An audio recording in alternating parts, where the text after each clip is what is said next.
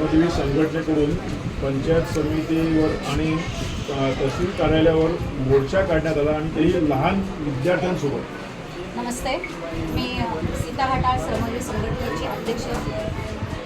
आजचा जो आमचा मोर्चा आहे तो मोर्चा मुलांच्या पोषण आहाराबद्दल आहे। गेला 1.5 महिना होऊन मुलांची शाळा सुरू झाली, पण अजूनही मुलांना जो मध्यान्ह भोजन मिळतं शाळेमध्ये ते अजूनही मिळत नाही आहे। मुलांचं पोषण आहार येथील काही शिक्षक किंवा कोणी डोनर असतील, कोणी हितचिंतक असतील, ते साहित्य विकत देतात किंवा शिक्षक हे उसनवारी करून मुलांचं पोषण करतात। खरं पाहिलं तर हा आमचा मूलभूत अधिकार आहे। शिक्षण हा मूलभूत अधिकार आहे, पोषण अन्न हा मूलभूत अधिकार आहे, पण या दोन्ही मूलभूत अधिकाराची सरकारने पायमल्ली केलेली आहे। हा आमचा अधिकार असताना गेले 2 महिने मुलांना जे मध्यान्ह भोजन आहे ते मिळत नाही आणि त्या निमित्ताने आजचा हा मोर्चा आम्ही सरकारला भीक दिलेली आहे की जे जे आमच्या मुलांना लागतं ती भीक आम्ही लोकांकडनं मागून आणि सरकारला इथे सुपूर्द केलेली आहे। इथले जे गट विकास अधिकारी आहेत, तसंच गट शिक्षण अधिकारी आहेत, त्यांच्याकडे ही भीक आमच्या मुलांनी त्यांना सुपूर्द केलेली आहे आणि आम्ही त्यांना निवेदन केलेलं आहे की ही जी भीक आहे ही भीक सरकारपर्यंत पोचवावी, जेणेकरून सरकार कमीत कमी आमच्या मुलांचं जे मध्यान्ह भोजन आहे ते तरी करायला सुरुवात करेल।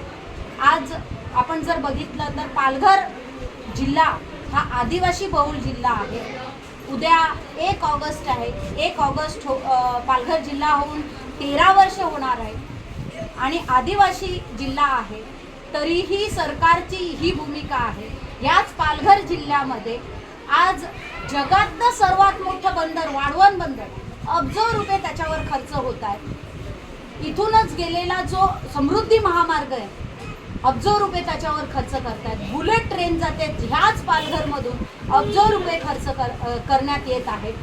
मोठ्याचे मोठे विमानतळाचा प्रोजेक्ट इथे होणार आहे, विमानतळ होणार आहे, हे अब्जो रुपये खर्च होणार आहे। हे सर्व असताना आमच्या ह्या गरीब आदिवासी मुलांना जो की आमचा अधिकार आहे, आमचा मूलभूत अधिकार आहे, ती कोणाची मेहरबानी नाही आहे, हा आम्हाला घटनेने दिलेला अधिकार आहे, त्या अधिकाराची पायमल्ली होते।